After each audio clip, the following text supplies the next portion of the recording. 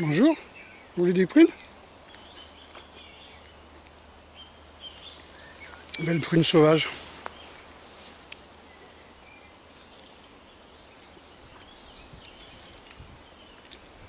Bon, il y en a trop, hein.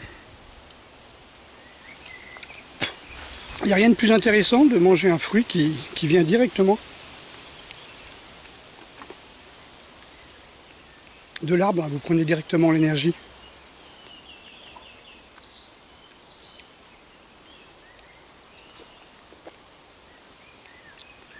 En plus, je suis gourmand. Un petit dessert. Un petit légume, comme on dit.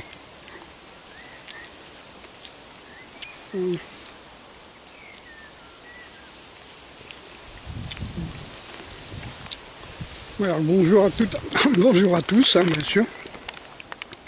J'essaie de vous faire une petite vidéo sans trop de vent. Et de caler ma caméra. On dit toujours, arrête de bouger, ça doit me tourner. Je fais ce que je peux, les gars. Voilà. Alors, ça fera moins d'ombre. Au moment où je dis ça, il y a le soleil qui arrive et qui fait plus d'ombre. C'est un plaisantin. Je cherche, parce qu'on m'a posé quelques questions encore. Donc, je vais pas tarder à y répondre. Hein. Alors, merci à Philippe. Hein. C'est vrai que j'ai toute une collection comme ça, même quand le professeur japonais est venu faire des conférences sur le ninjutsu, ce que c'était que le ninjutsu à Iga. Je l'ai emmené dans une foire aux livres où justement il y avait beaucoup de livres sur les plantes de la région. Là c'est la 7e revue, 7e édition revue et corrigée, hein. Donc les guides du naturaliste. Hein.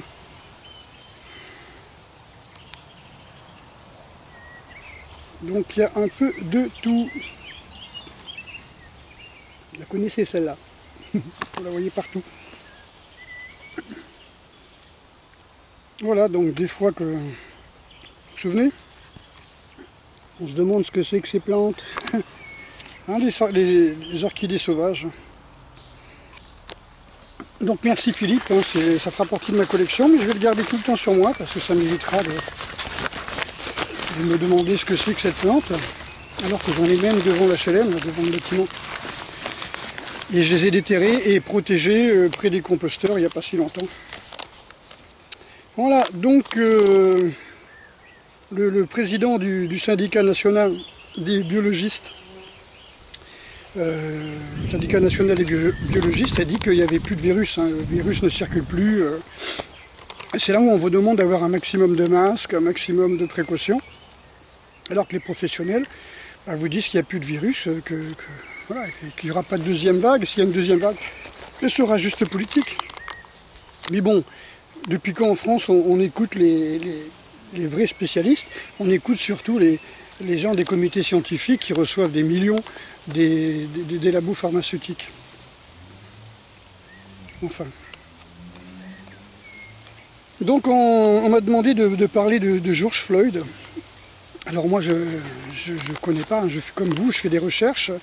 Je pense que vous voulez savoir ce que j'en pense, pour pouvoir me mettre dans une catégorie gauchiste, extrême droite, raciste. Donc les faits, hein, moi je regarde que les faits, hein, alors je suis quand même interpellé par quelques petits trucs dont je vais vous parler. Hein, donc c'est un acteur au départ, hein, c'est un acteur, bon il a fait du porno, mais bon c'est un acteur. Il a travaillé avec son tueur dans le même magasin. Hein. Le gars n'est pas un policier fédéral, hein, donc il n'est pas du côté de la politique de Trump, comme on veut nous le faire croire, hein, parce qu'il fait partie de la police municipale quelque part, hein, ce qui équivaut à notre police municipale, celle du maire, du Minneapolis, et non pas du tout de police nationale de Trump. Donc C'est quand même dingue, quoi. Ça me fait penser là au vaccin contre le tétanos, quoi. Le tétanos meurt à l'oxygène, en présence d'oxygène, le virus du tétanos, la bactérie si vous voulez, du tétanos. Une fois qu'elle est dans le sang il contient de l'oxygène, mais on vaccine quand même. On dit c'est comme si il y a un incendie au 4e étage et on met le feu dans la cave. On met de l'eau dans la cave, on arrose dans la cave avec des lances de pompiers. Et ben là c'est pareil, vous avez un policier de la police municipale qui tue quelqu'un,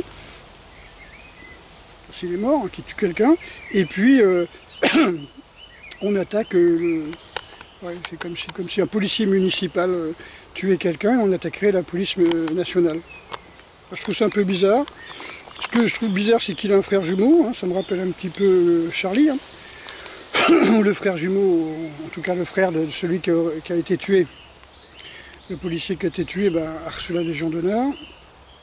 Ben là, je trouve ça bizarre. Le gars, c'est un acteur, il a un frère jumeau. Vous savez, moi, je suis complotiste. Hein, je trouve ça un peu troublant. Alors, qui elle est un peu restée dans la gorge. Voilà ce que j'en pense. Est-ce qu'on a besoin de faire des trucs en France, Traoré, ou est-ce que tous les gauchos, Antifa et tout ça vont s'en donner à cœur joie, vont faire venir dans leur rang les migrants pour tout casser? Franchement, je sais pas, Traoré c'était il y a 5 ans, un truc comme ça. Est-ce que c'est maintenant, est-ce que c'est le moment maintenant parce que quelqu'un... Enfin, j'en sais rien ce qui s'est passé aux États-Unis. Tout ce que je sais, c'est qu'il y a des émeutes, point. Voilà. Ce que j'en pense, franchement, vous savez, pour avoir fait du cinéma, c'est-à-dire pour avoir vu d'abord comment ça se passait dans les émissions télé, et pour avoir travaillé moi-même dans les caméras photoclub, on fait dire ce qu'on veut à un film. Est-ce que vous pensez réellement qu'un policier serait intervenu, aurait bloqué quelqu'un pendant 8 minutes sans que ses collègues viennent pousser les caméras, les gens qui filment? Là, en France, quand quelqu'un bloque, quand vous bloquez quelqu'un, quand un policier bloque quelqu'un, tout de suite il y a un cordon qui se fait autour pour protéger, pour empêcher les gens de venir, quoi. Donc je sais pas, ça m'interpelle. Je trouve ça troublant. Voilà, priez pour nous, pauvres pécheurs, aujourd'hui et à l'heure de notre mort. Voilà, c'est tout ce que j'ai à dire. Je pense qu'on est quand même vachement manipulé et que voilà, il y a des chanteuses qui viennent, qui fait son cinéma, qui prend, voilà. Je sais pas, honnêtement, je sais pas, je crois que c'est récupéré. Il y en a qui surfent sur le buzz. Voilà l'autre, un petit peu de gingembre, hein, orange gingembre. C'est vraiment pour faire passer l'ortie parce que j'aurais eu de la manger avant.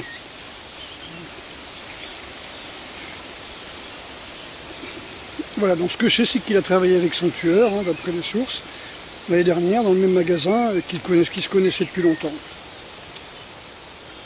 Je trouve ça bizarre. Je trouve ça bizarre. Troublant. Voilà, c'est tout ce que j'ai à dire sur George Floyd. Hein. Sur le confinement, d'après ce que j'ai compris, les cancérologues, les oncologues attendent 10 000 cancers de plus, c'est-à-dire en surnuméraire par rapport à l'année dernière. Hein. Tout simplement parce que le confinement a bloqué les gens qui étaient malades chez eux, avec interdiction de venir se faire soigner, et puis surtout, la peur n'a rien arrangé, comme je l'explique plusieurs fois. Hein. La peur peut donner le cancer. Hein. Moi, quand j'étais enfant, je vous l'ai déjà dit, hein, quand on parlait de cancer, quand j'avais 10 ans, donc en 67, on disait, bon, ça c'est psychologique, voilà, c'est le stress qui donne la peur, qui donne le cancer. Voilà. Le stress et la peur qui donnent le cancer. C'était un fait établi dans les années 70, début 70, et maintenant, voilà. Oula, sinon la loi a changé, hein, vous savez, hein, si vous êtes condamné à moins d'un an, vous ne ferez pas de prison. On a libéré 13 500 prisonniers, là. Ça fait du nombre de plus dans les manifestations. Hein. Je trouve ça aussi troublant. Voilà, là, on a paralysé un pays, enfin on a paralysé le monde pour un virus qui a fait 0,004% de la population, hein, qui a tué une minorité de la population. Et comme j'ai vu tout à l'heure dans une interview du docteur Raoult à VFM, il disait que la moyenne d'âge des morts en réanimation est 75 ans. Est-ce que ça valait le coup de bloquer des écoles alors qu'on vous dit que les enfants créent tous les ans des immunités naturelles à plusieurs coronas, hein. Par contre, c'est-à-dire plusieurs SRAS, si on les teste, ils vont être tous positifs, les gamins, puisqu'ils ont plein de morceaux de corona chez eux. Donc je trouve ça un peu bizarre. Voilà, donc j'ai pas trop grand chose à dire sur l'actualité, hein, je suis désolé, mais donc là je vais parler de la nature, hein, je vais parler de mes stages. C'est-à-dire que, voilà, pourquoi je demande, on m'a demandé pourquoi je demandais, quand je fais mes stages, de prendre un petit costume comme ça, camouflé. Alors, pas qu'on soit tous en soldats, hein. Là, vous avez des très bons machins camouflés dans les magasins de sport, dans les magasins pas chers, là, des trucs comme ça. C'est tout simplement par respect de la nature, hein. Dans le Shinto, on respecte énormément la nature, parce qu'on dit que tout ce qui existe contient des kami, hein, est animé par des kami, c'est-à-dire une âme, et donc on ne veut pas choquer, hein. On prend des couleurs neutres, alors bien sûr ce ne sera pas de fluo, pas de rouge, voilà, donc quelque chose de très neutre, voilà. Donc là je suis allé en ville, donc j'ai quand même pris quelque chose de pas camouflé, hein. Je ne vais pas aller en ville comme je vais dans les bois, et je ne vais pas dans les bois comme je vais en ville. Donc c'est pas d'être psychorigide, c'est simplement de s'adapter à son environnement, hein. Donc, quand vous allez en ville, vous essayez d'être un homme gris, hein, quelqu'un qui passe partout. Quand vous allez donner des cours, si vous faites des cours de cardio, eh ben, pour que tout le monde vous voit, vous allez vous habiller en rouge avec un short orange fluo si vous voulez, des chaussettes blanches, hein, qu'on voit bien les mouvements. Voire des gants blancs avec un masque maintenant, qu'on vous voit bien. Et quand vous êtes dans les bois, vous respectez, hein, vous vous habillez en costume neutre. Voilà, quand je dis costume, hein, je veux dire en vêtements neutres. En vêtements neutres, hein, voilà, ça c'est relativement neutre. Vous pouvez être en gris, hein, vous pouvez être en noir, vous pouvez être en tout sauf en couleur fluo, en couleur qui se voit de loin. Alors quand je parle de bois, je ne parle pas de bois là où il y a des chasseurs, hein. Ça c'est clair que si vous êtes en camouflé, ils vont vous tirer dessus, quoi. Voilà, donc je réserve quelques surprises aux stagiaires, hein, pour le maniement du bâton.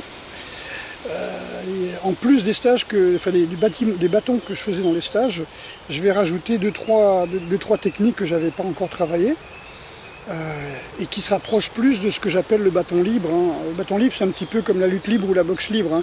C'est-à-dire que vous avez droit à... par exemple, si vous faites de la canne bâton, par exemple la canne, vous la tenez comme ça, il ne faut pas mettre le pouce comme ça, il ne faut pas qu'il y ait trop de talons. Vous voyez, il faut armer, vous avez certaines zones qu'il ne faut pas toucher. Bon, ça c'est le côté sportif, je suis totalement allergique à ça. On n'est pas là pour faire des démos, on n'est pas là pour faire du show, hein. C'est pour ça que je vous dis, on ne s'habille pas en couleur fluo, et on ne fait pas des mouvements conventionnels qui sont tout sauf utiles, si vous voulez. Pareil pour le bâton, hein. Le bâton de la canne bâton est un bâton avec une tenue de main assez bizarre, qui vous fait, je me souviens comme ça je crois, qui vous fait tenir les mains un peu bizarres avec des mouvements, voilà, que c'est surtout utilisé pour les démos, hein. Là je parle plutôt d'un travail au bourdon, un travail beaucoup logique qui se retrouve jusqu'en Égypte, hein, qu'on retrouve des racines en Égypte, et ça m'intéresse beaucoup, hein. Et pour la canne, eh ben, on est plus près du bartitsu que de la canne bâton à la française, hein. Si vous voulez, on est plus près de tout ce qui est défense. Voilà. Canne défense, bâton défense. Après, je vous donnerai des astuces, hein, pour qu'ils soient plus efficaces, vos bâtons. Moi, j'ai commandé un petit bâton sur Amazon, une petite canne, à peu près 1m15. Hein. Donc ça peut me servir de canne. Voilà, c'est une petite canne de marche, 15 €. Voilà, si vous voulez un bon bâton pour vous entraîner, moi je vous conseille les bâtons en rotin. Je crois peut-être que je vais même en acheter, en recommander pour le club, en espérant que le club puisse rouvrir un jour, hein.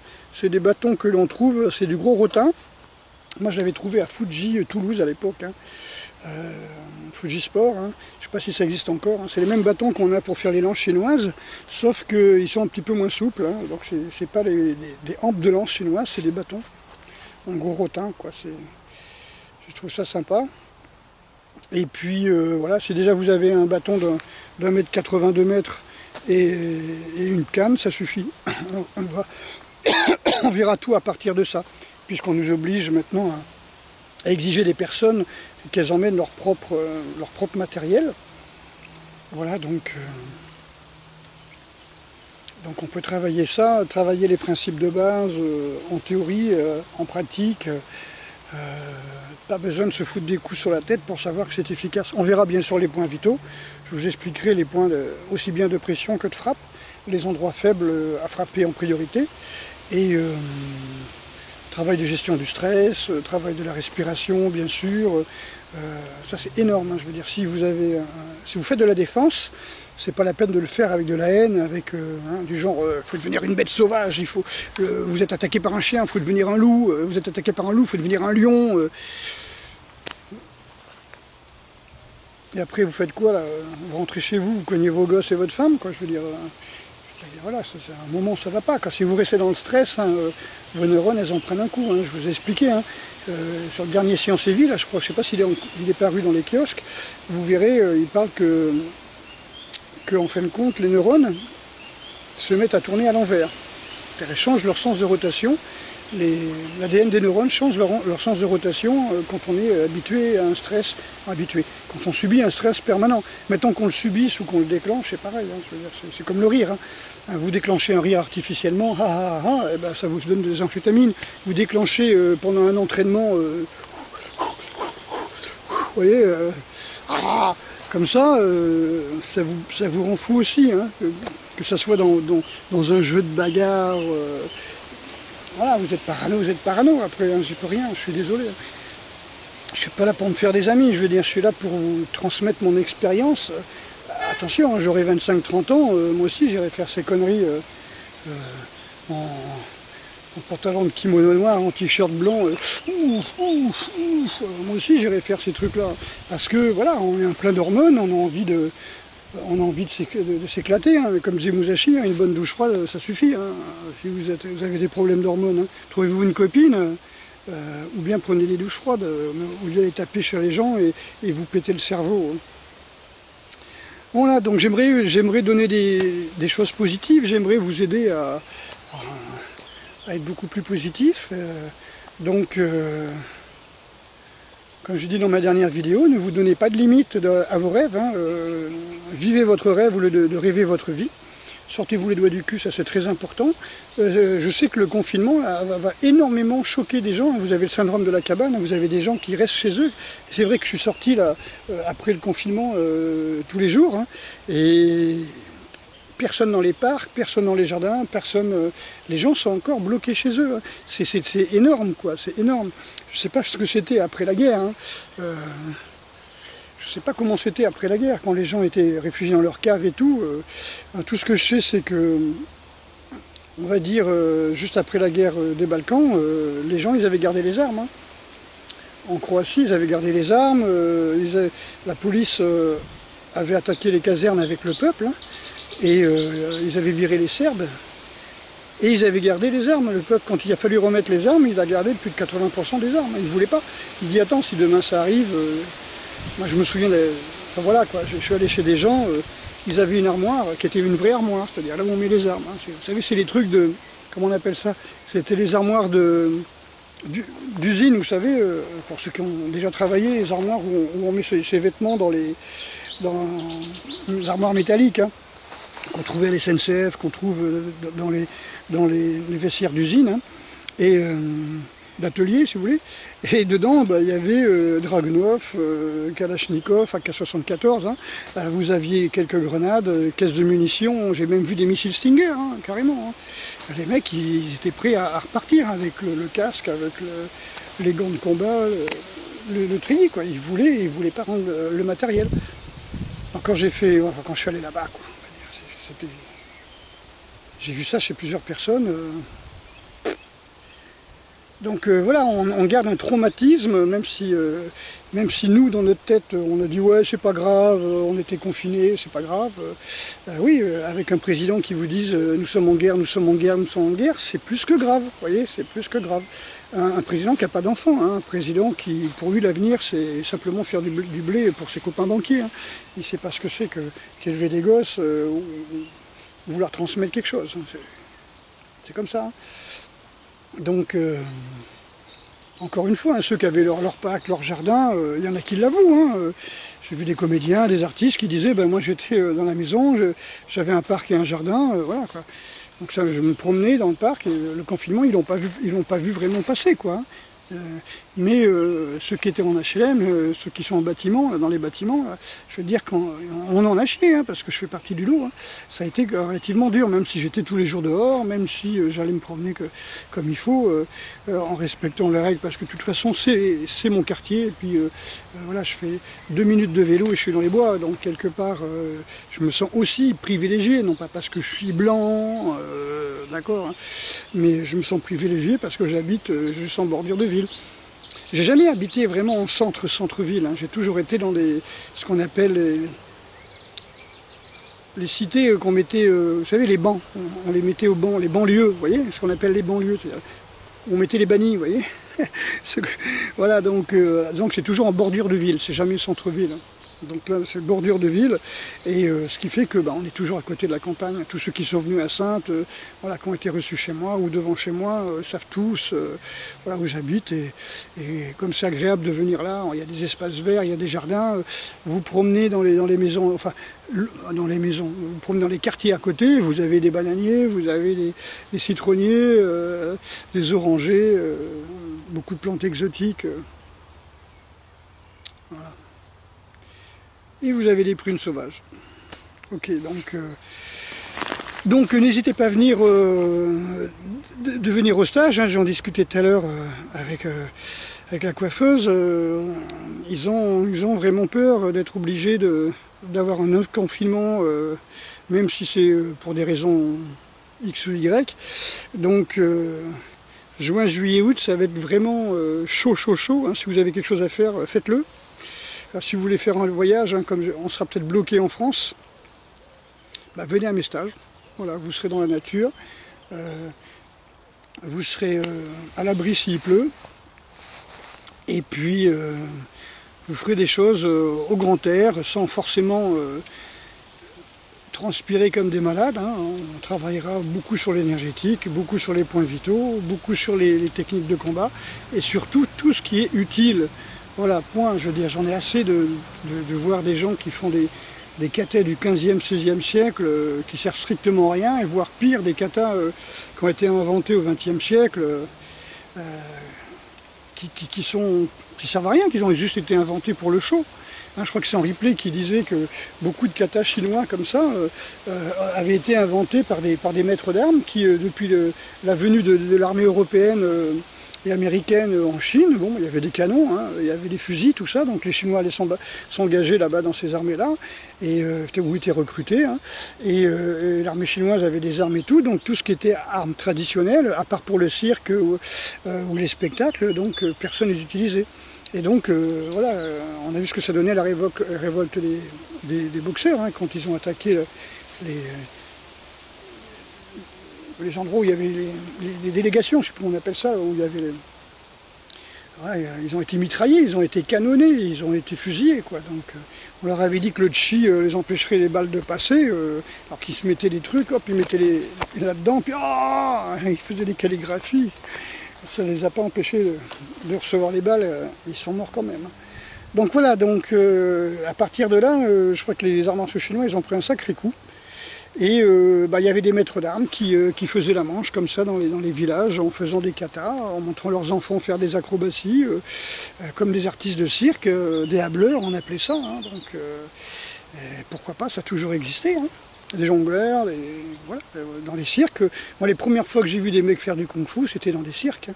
C'est-à-dire, c'était des gens qui venaient de je sais pas où, qui sautaient dans des cerceaux en feu, qui jonglaient avec des bâtons. Voilà. Mais bon, c'était avant les années 70, c'était avant Bruce Lee, avant le cinéma de Hong Kong, si vous voulez. je dirais 64, 65, dans ces années-là, quoi. Voilà, donc quelque part, voilà, on a transmis beaucoup de choses qui ne servent pas à grand-chose. Et voilà, c'est peut-être beau, c'est peut-être joli, ça c'est bien. Alors on va trouver des qualités, hein.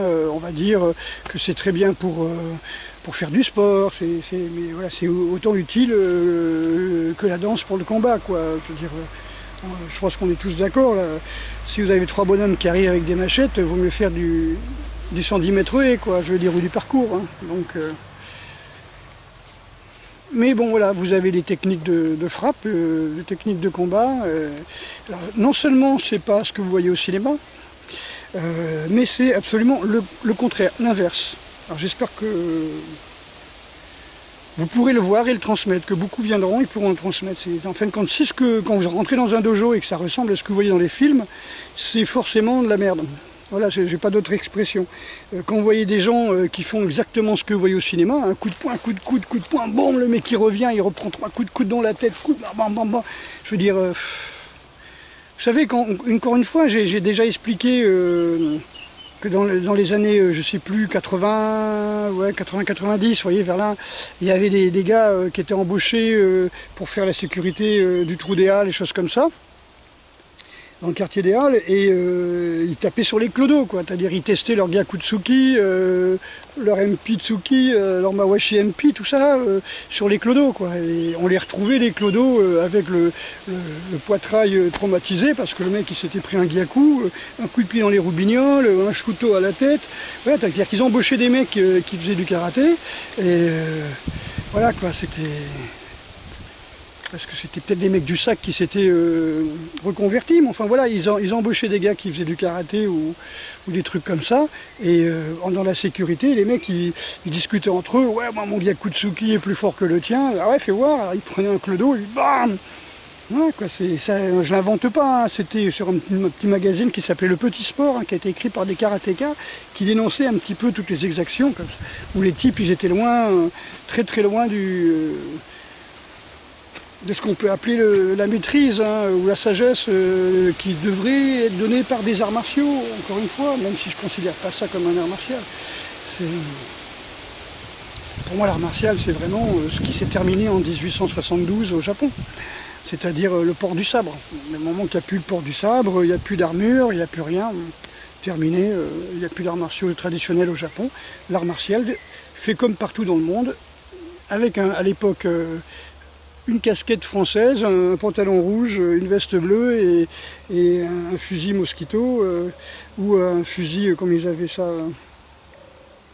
voilà, avec les grandes baïonnettes, là, voilà, avec le canon 75, avec le pistolet Perrin. Là, c'est ça, quoi, je veux dire, l'art martial, c'est ce qui sert à l'armée, quoi. Après, chacun va dire que c'est bon, quoi.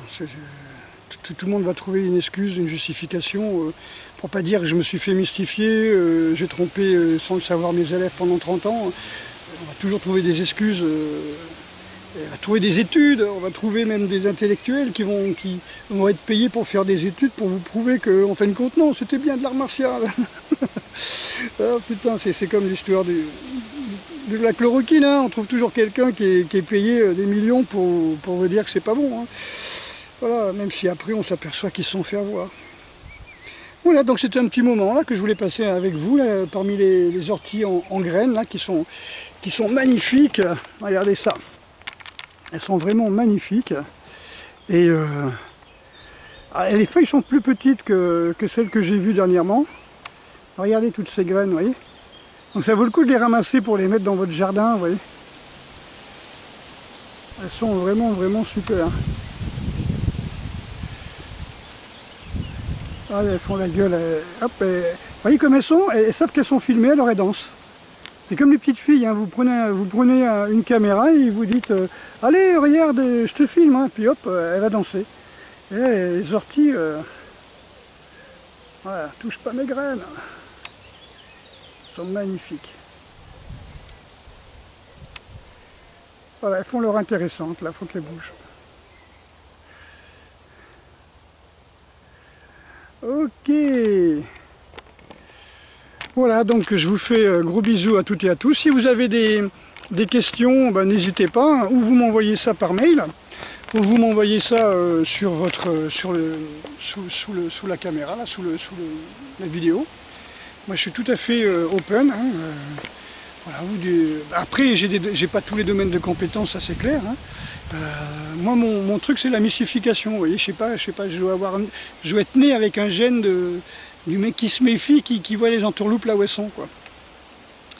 Voilà, donc j'ai le gène du complotiste. Oui. Vous savez d'où ça vient, le complotisme, hein. C'est un mot qui a été inventé par la CIA pour dire que tous les gens qui critiquaient la mort officielle de JFK étaient tous des complotistes.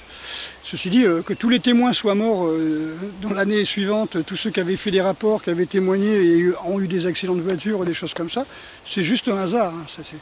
Je trouve ça troublant. J'aurais dit c'est juste un hasard. Allez, je vous embrasse et puis je vais aller manger quelques prunes encore et puis je vous fais de gros bisous et voilà, je voudrais pas faire une vidéo trop longue. Ok, donc venez au stage dans la nature, tranquillement et puis encore merci pour votre aide, merci pour ceux qui m'envoient des livres. Hein, donc vous savez, moi je suis le grand collectionneur de tout ce qui est génie militaire, hein, c'est-à-dire pour moi le génie militaire c'est en 14 les gens qui sont mis à fabriquer des armes à partir de clous, hein, à partir de fer à béton, donc tous ces clous du poilu, là, tous ces clous de 14, tous ces couteaux que chacun faisait pour la survie, j'ai trouvé ça génial. J'ai fait une vidéo où je vous montre comment on en forge un à partir d'un rail de chemin de fer et une hache, avec un fer à béton, hein, donc vous la trouverez sur internet, c'est la vidéo de... je me souviens plus, c'est le camp au Noda, un camp de survie au Noda, stage Bernard Bordas, camp de survie au Noda, voilà. Il y en a 2 vidéos. Voilà. Beaucoup de gens ont essayé de la striker et tout ça, on m'empêche de m'exprimer, c'est pas grave. Ça veut dire que je dis la vérité. Si je disais des mensonges, je serais condamné. Si je dis la vérité, on essaye de me faire taire. Donc comme j'ai jamais dit de conneries, j'ai jamais menti, parce que j'ai les preuves de tout ce que je dis, et ben là, on essaie de faire taire la vérité. On fait pas taire les mensonges, hein. On condamne les gens quand ils disent des mensonges.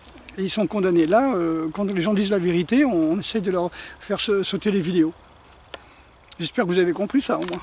Allez, à bientôt.